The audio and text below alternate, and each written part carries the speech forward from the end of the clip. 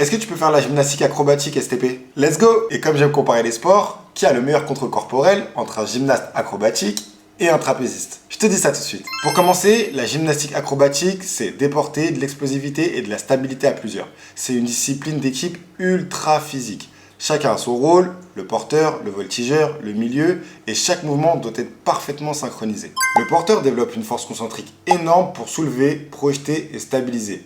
Le voltigeur, lui, a besoin d'une explosivité folle et d'un gainage chirurgical pour tenir des équilibres en hauteur. La coordination interpersonnelle est millimétrée. Chaque erreur de tempo, et c'est la chute assurée. Pour ce qui est de leur mobilité, en plus d'être incroyable, elle est essentielle. Par exemple, les voltigeurs doivent atteindre des amplitudes extrêmes sans jamais sacrifier la stabilité ou l'alignement du corps. Pour finir, mentalement, c'est une affaire de confiance absolue. Chaque mouvement dépend de l'autre et l'erreur n'est pas une option.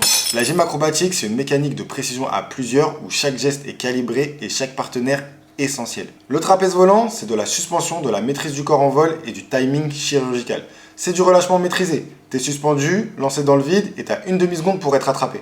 La force de traction est énorme. Les bras, les dorsaux et les mains encaissent des dizaines de kilos sous impulsion. La gestion de l'élan et de la rotation est fine. Chaque mouvement doit transformer l'énergie sans la perdre. Pour ce qui est de la lecture de trajectoire, elle est millimétrée. Chaque voltigeur doit ajuster son timing et sa position en plein vol pour atteindre le porteur à la bonne hauteur, au bon angle. Leur système vestibulaire, il est ultra affûté. Ils doivent rester orientés, même en pleine vrille.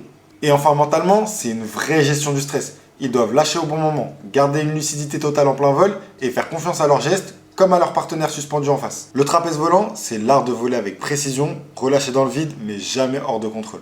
Pour ce qui est de mon avis, si tu veux de la force, de la technique et de la coordination en équipe, la gym acrobatique, c'est clairement la référence. Mais si tu veux du relâchement d'apesanteur, de la précision aérienne et un timing qui se joue à la seconde, le trapèze volant prend l'avantage. Du coup, qui a le meilleur contrôle de son corps? Un gymnaste acrobate ou un trapéziste? Et dis-moi en commentaire si tu veux que je te compare d'autres sports.